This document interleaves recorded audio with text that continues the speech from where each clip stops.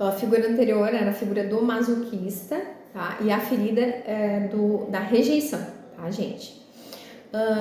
Começando então a ferida da traição, vocês vão ver que o corpo é mais acinturado, tá? Tem bastante desenvolvimento muscular.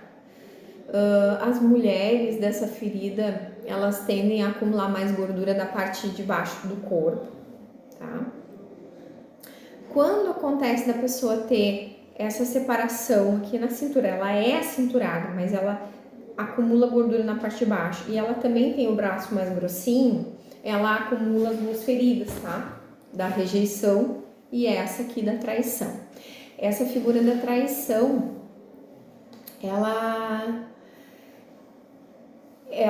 a pessoa acaba desenvolvendo a máscara do controlador, tá? A gente já vai ver por quê.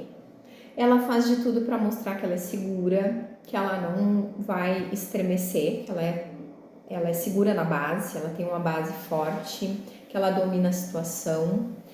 E ela sofre muito, muito, muito quando as pessoas não correspondem às suas expectativas, tá?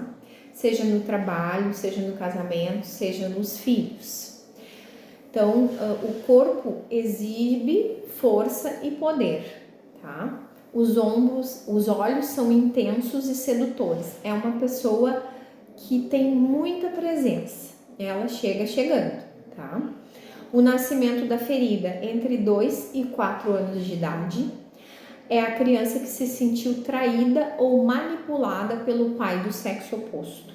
Então, por exemplo, assim, o menino pode desenvolver essa ferida quando ele era filho único e vem um irmãozinho, tá? Então, se sente traído pela mãe. Ou a menina, quando é muito manipulada pela vontade do pai, tá? Então, o menino tem essa ferida gerada pela convivência com a mãe e a menina pela convivência com o pai, tá? Ou ela era a filhinha do papai e de repente chega o meninão do pai, tá? E ela deixa de ser a filha querida e o pai se apaixona pelos cuidados com o filho homem, tá?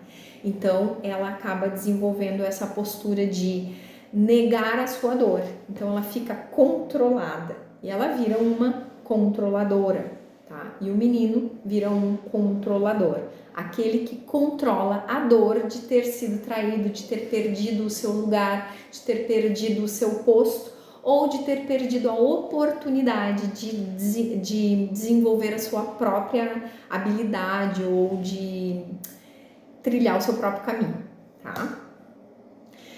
Atitude. Pessoas muito ligadas ao físico, elas são fortes, elas são potentes, tá? Eu diria assim que são quase um tanque de guerra. Geralmente são personalidades importantes no meio em que elas vivem. Gostam de chamar atenção. Às vezes não são pessoas salientes, mas elas gostam de ser reconhecidas. Chamar atenção no sentido de serem reconhecidas, tá? Elas querem ter o controle de tudo, podem ser intolerantes e impacientes com pessoas que são mais lentas, tanto fisicamente quanto intelectualmente, né? Então elas gostam de conviver com pessoas inteligentes e procuram se afastar, né, de pessoas que são mais aquém das suas capacidades intelectuais e físicas do ponto de vista dessa pessoa. São pessoas sedutoras, são pessoas que manipulam muitas vezes as situações, né? Elas fazem a gerência de todas as situações das suas vidas. Elas vão ter dificuldade de se relacionar com o sexo oposto, muitas vezes, porque elas não aceitam muito bem a convivência com uma pessoa diferente delas e não aceitam serem controlados por alguém que também seja controlador, então fica difícil conviver com alguém.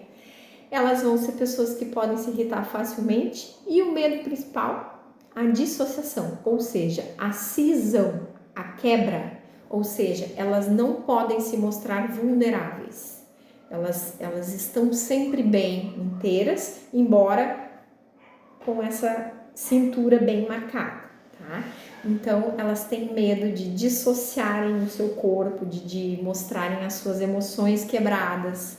elas têm muito medo de se mostrarem frágeis, porque se mostrarem frágeis mostra a ferida aberta, né?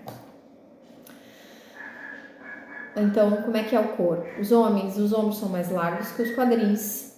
A força e poder está na parte superior do corpo. Para as mulheres, a força está na parte inferior do corpo. Os quadris e as pernas são bem fortes, tá? E o quadril é mais largo que os ombros nas mulheres. Força nas nádegas, nas coxas e nas pernas, no caso das mulheres. A voz é alta, pode ser uma voz grave, potente, tá? E ela tem muita tendência a ter dor nas articulações e inflamações, ela tem muita dificuldade de retorno venoso, ela pode ter inchaço nas pernas, tá?